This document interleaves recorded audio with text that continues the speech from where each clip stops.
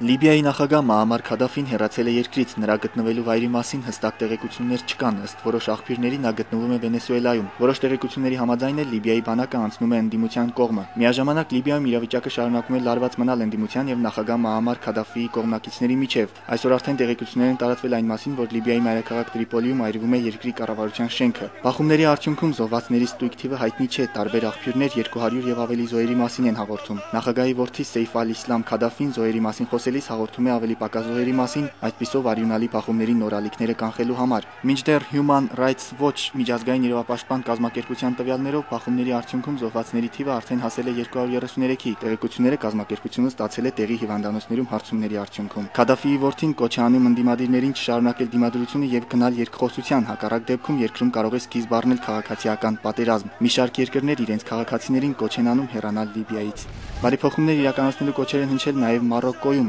Երկրի մի շարք խոշոր քաղաքներում ավելի քան 2000 ցուցարարները պահանջել են իշխանություններից իրականացնել սոցիալ-տնտեսական ու քաղաքական բարեփոխումներ, ընդունել նոր սահմանադրություն։ Ցուցարարները թեև նշում են, որ Քոհեն երկիրը ղեկավարող թագավորական ընտանիքից, սակայն ցանկանում են նրա լիազորությունների սահմանափակում եւ կոռուպցիայի վերացում։ Տիգրան Գրիգորյան, Այփ։